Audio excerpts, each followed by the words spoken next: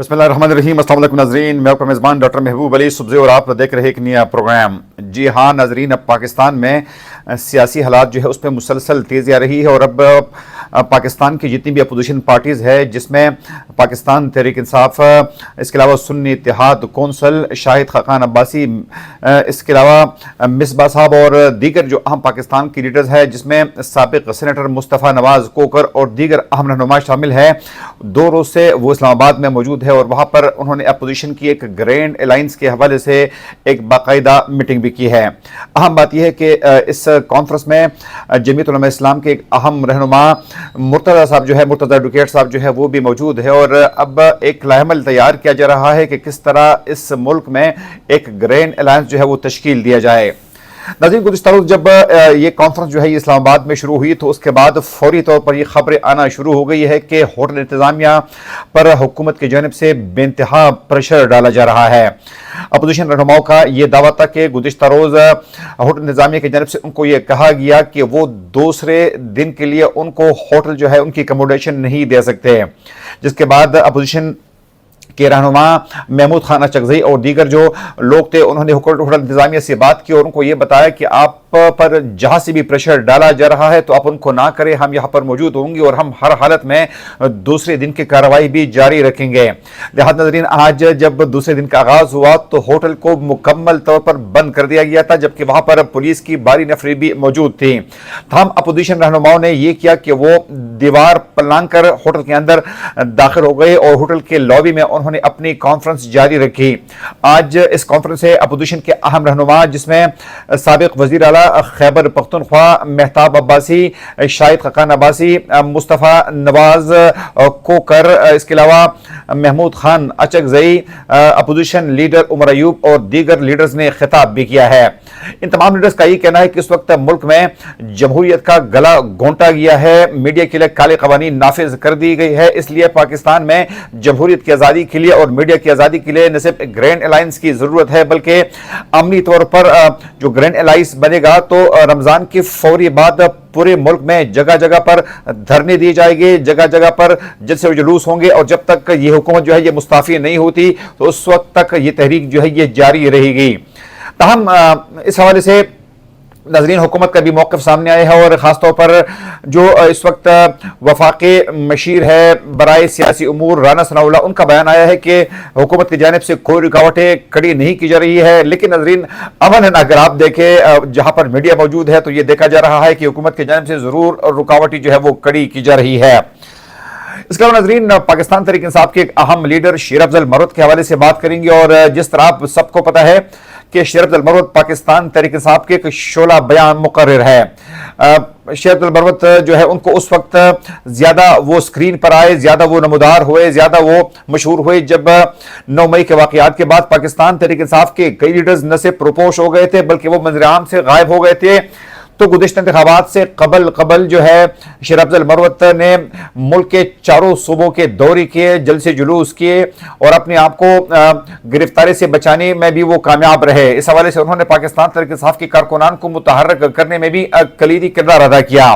ताहम अब पार्टी के दीगर रहनुमाओं से खासतौर पर सलमान अकरवाल से इख्तिलाफ के बाद उनको अब पार्टी से फारिग कर दिया गया है। गो के शेर अफजल मरवत को ये उम्मीद थी कि इमरान खान के साथ मुलाकात के बाद उनको बहाल कर दिया जाएगा, लेकिन गुज़िश्ता रोज पाकिस्तान तहरीक इंसाफ की जो ऑफिशियल ट्विटर अकाउंट है उससे ये बयान आया है कि जो लोग पार्टी से निकाल दिए गए हैं तो अब उनकी पार्टी में वापसी के लिए कोई जगह मौजूद नहीं है। इस तरह पाकिस्तान के सबसे बड़े मीडिया शो यानी आज शाहजेब खानजादा में गुफ्तगू करते हुए शेर अफजल मरवत का ये कहना था, बल्कि उनका ये दावा था कि वो अन करीब कोशिश करेंगे कि इमरान खान के साथ उनकी मुलाकात हो। साथ में उनका ये भी कहना था कि कुछ लोग जो है वो गीबत के जरिए और कुछ ऐसे बातों के जरिए इमरान खान को बरगाने की कोशिश कर रहे हैं कि वो मेरी गीबत करते हैं, मेरे खिलाफ बातें करते हैं, जबकि इमरान खान जो है वो एक तरफा उन्होंने फैसला किया है जिस पर वो नाखुश दिखाई दे रहे थे।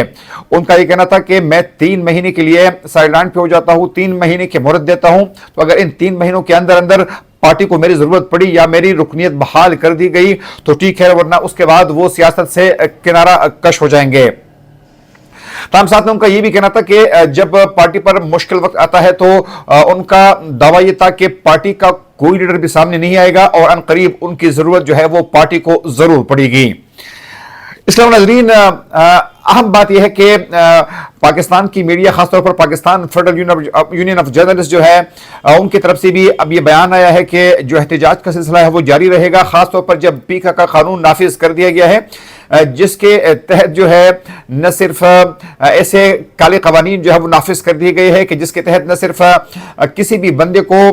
ایک فیک نیوز کے آڑ میں گرفتار کیا جا سکتا ہے، 6 ماہ تک اس کو جیل میں بھیج دیا جا سکتا ہے، ساتھ ساتھ میں ایسے شخص کو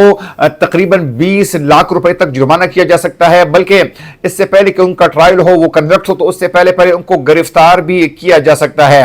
ساتھ میں ظلم یہ ہوا ہے کہ اس میں جو ٹریبیونلز بنائے جا رہے ہیں، جو ابتدائی عدالت ہے، تو اس کے فیصلے کے خلاف آپ ہائی کورٹ میں بھی نہیں جا سکیں گے، بلکہ اس کے بعد آپ کو سپریم کورٹ میں اپیل کے لیے جانا ہوگا۔ ناظرین اندازہ کرے کہ ایک عام غریب آدمی، ایک صحافی جو ہے وہ کس طرح برداشت کر سکتا ہے کہ سپریم کورٹ کے وکلاء کے باری فیسیں برداشت کرے۔ تو عملاً حکومت یہ چاہتی ہے کہ اس ملک میں جو صحافت کا گلا ہے وہ گونٹا جائے۔ صحافت پہلے سے یہاں پر انتہائی ایک کمزور پلر کے طور پر کام کر رہی ہے، لیکن اس کو مزید کمزور کرنے کی کوشش کی جا رہی ہے۔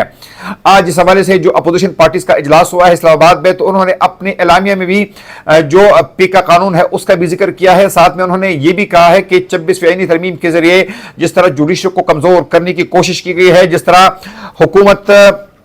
جو ہے ان کی بالادستی قائم ہو گئی ہے جوڈیشل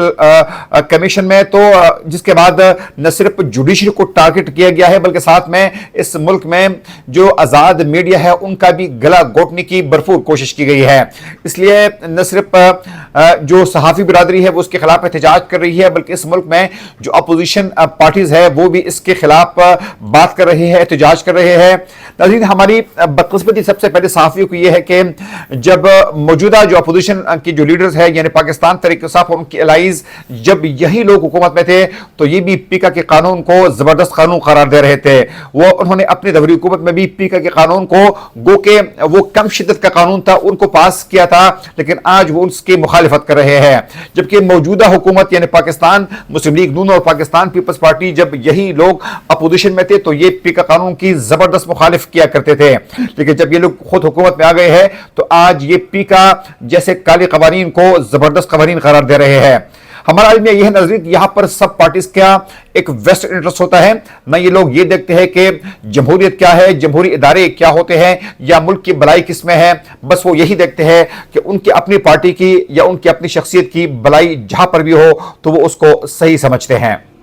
اگلے پروگرام تک اپنے میزبان ڈاکٹر محبوب علی یوسفزئی کو اجازت دیجیے۔ اللہ حافظ۔